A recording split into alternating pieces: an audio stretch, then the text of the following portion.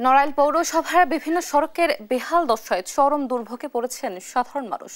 চলাচলের অনুপযোগী সড়কগুলো জনদুর্ভোগের প্রতিদিনের চিত্র হয়ে দাঁড়িয়েছে। এ বিষয়ে বিস্তারিত জানবো আমরা। এই বিষয়ে বিস্তারিত জানাতে আমাদের সঙ্গে সরাসরি যুক্ত হচ্ছেন আমাদের সহকর্মী শরীফুল ইসলাম। আমরা যুক্ত হচ্ছি।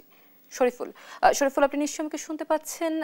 কোন কোন এলাকার সড়কগুলো সবচেয়ে বেশি বেহাল অবস্থায় আছে এবং স্থানীয়দের কি ধরনের ভোগান্তি পোহাতে হচ্ছে, এবং এই বিষয়ে আসলে প্রশাসন কোনো উদ্যোগ নিয়েছে কিনা, সর্বশেষ কি তথ্য রয়েছে আপনার কাছে আমাদের জানাবেন? জি ধন্যবাদ। যেমনটি বলছিলেন, আসলে নড়াইল পৌরসভাটি 1972 সালে প্রতিষ্ঠিত হলেও যে আসলে উন্নয়ন যেটি হওয়ার দরকার সেই উন্নয়নগুলো কিন্তু আসলে হচ্ছে না। যেটা আসলে নড়াইলে যে সড়কগুলো আমরা দেখতে পাচ্ছি দীর্ঘদিন যাবৎ কিন্তু আসলে এই অবস্থায় পড়ে থাকার কারণে কিন্তু মানুষের যে চলাচলের যে ভোগান্তি, সেই ভোগান্তিগুলো কিন্তু আসলে মানুষের ব্যাপক আকারে পোহাতে হচ্ছে। সামান্য বৃষ্টিতে হলেই কিন্তু এইখানকার যে সড়কগুলো রয়েছে সড়কগুলোতে কিন্তু আসলে ব্যাপক জলাবদ্ধতা সৃষ্টি, জলাবদ্ধতার কারণে মানুষের যে চলাচলের যে ভোগান্তিগুলো কিন্তু পোহাতে হয়।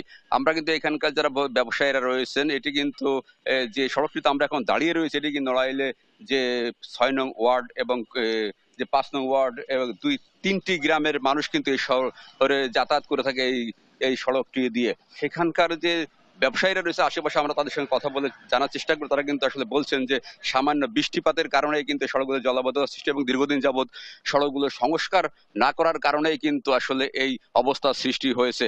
এই বিষয়গুলো নিয়ে আমরা আসলে পৌর কর্তৃপক্ষের সঙ্গে কথা বলার চেষ্টা করেছিলাম।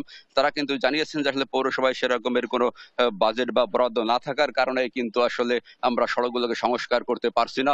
এই বিষয় নিয়ে আসলে আমরা একটু কথা বলার চেষ্টা করছি। এখানকার যে একজন বাসিন্দা রয়েছেন তার কাছ থেকে জানতে চেষ্টা করবো যে আসলে কি অবস্থা দেখছেন, আসলে সড়কগুলোতে চলাচল করতে আসলে কি ধরনের সমস্যা হচ্ছে আপনাদের? আসসালামু আলাইকুম। আমাদের এই সড়কে পানি উন্নয়ন বোর্ডের যত পানি, রাস্তা যত পানি, সবই এই সড়ক মনে হচ্ছে যে এটা ড্রেনখানা। এটা সামান্য একটু বৃষ্টি হলেই তলায় যায়।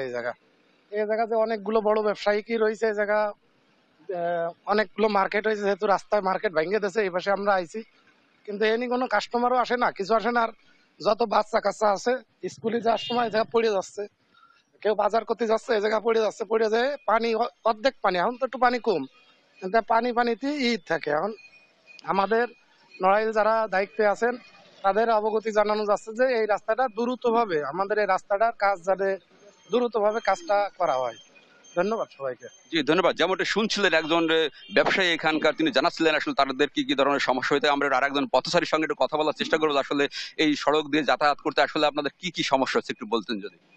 আসলে দীর্ঘদিন ধরে এখানে চলতেছি, কিন্তু এই যে ইসের কথা বলা বলা অপেক্ষা রাখে না। এখানে অনেকেই আছে গাড়ি থেকে পড়ে যাচ্ছে, অনেক মেয়ে ছেলে কাপড় জড়ায় পড়ে যাচ্ছে, মানে নানাখানা অবস্থা। এবং এটা দীর্ঘদিন ধরে এই সমস্যাটা এখানে রয়ে গেছে এবং আমরা দীর্ঘদিন ধরে এটাই ভুগতেছি।